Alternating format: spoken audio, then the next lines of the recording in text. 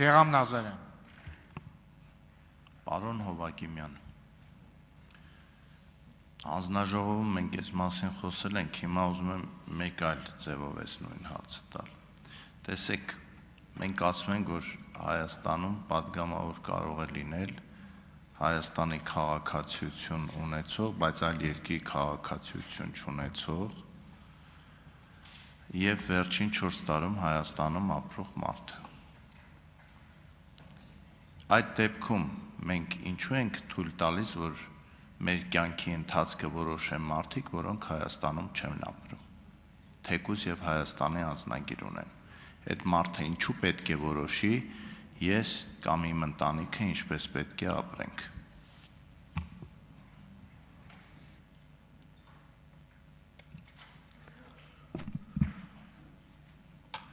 Շնորհակալություն հարցի համար, պարոն Նազարյան,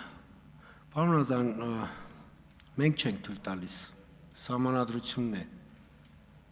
արձանագրում, թե սահմանում, թե ովքեր կարող են քվեարկել։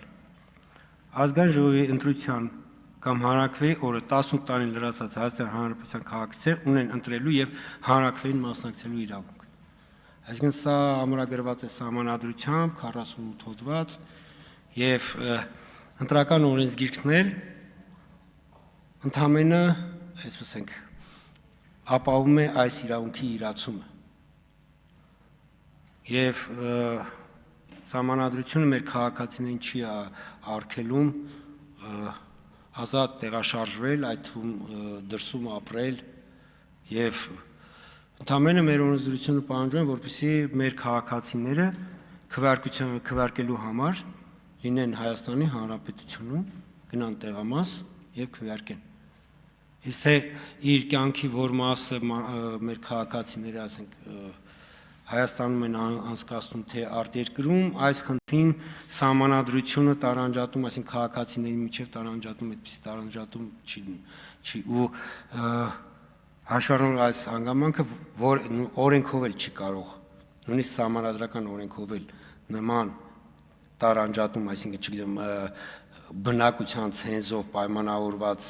թույլ չտալ քվեարկելու չի կարող, այսինքն Հայաստանի Հանրապետության քաղաքացին, եթե գտնվում է Հայաստանի Հանրապետությունում, քվեարկության օրը նա իրավունք ունի քվեարկել եւ սա աներկբա է։ Կարծում եմ բավարարեցի ձեր Արձագանք։ Ոչ, պարոն Հովակիմյան, չբավարարեցիք, որովհետեւ դուք լինելով կենտրոնական ընտրական հանձնաժողովի անդամ, դուք պարտավոր եք այս ձեր գործունեության տարիներին առաջարկ ներկայացնել սահմանադրական փոփոխության, որովհետև օտարերկրյա քաղաքացին, այն էլ օտարերկրյա քաղաքացիություն ունեցող մարդը, որը նաև չի բնակվում Հայաստանի Հանրապետությունում, իրավունք չունի որոշել բացառապես Հայաստանի քաղաքացիություն ունեցող, Հայաստանի հանդեպ իր բոլոր պարտքը կատարող եւ Հայաստանում մշտապես ապրող մարդու ճակատագիրը չի կարող, դա անհեթեթություն է եւ չկա տենց բան աշխարհում։ Մենք որպես ազգ, պետություն, կամ որ ասում եք հավասար են բոլորը, բայց այդ դեպքում թողեք ով քաղաքացիություն օտարերկրյա ուրիշ երկրների քաղաքացիություն ունի կամ այլ երկրում ապրում, երբ գա այդ օրը Հայաստանի Հանրապետություն եւ ընտրվի պատգամավոր, բախի չեք թողում։ Ինչու այդ հարցը ձեզ մոտ կառավարությունում չի առաջանում։ Պարոն Նազարյան, սկսեմ այնտեղից, որ կենտրոնական ընտրական հանձնաժողովը սահմանադրության հետ կապված առաջարկներ ներկայացնելու իրավունք չունի, այսինքն նման լիազորություն օժտված չէ։ Մենք ընտրական օրենսգիրքը մեզ հնարավորություն է տալիս ազգային ժողովին եւ կառավարությանը ընտրական օրենսգիրքի բարելավման հետ կապված առաջարկություններ ներկայացնել։ Սա ուղղակի, այսինքն նույնիսկ եթե ձեր այդ համակարծիքը լինեի, նման իրավունք չունենք։ Բայց պիտի ասեմ, որ ես ձեր այդ համակարծիք չեմ այն տեսանկյունից, որ մենք մեր քաղաքացիներին ենք դիտարկում։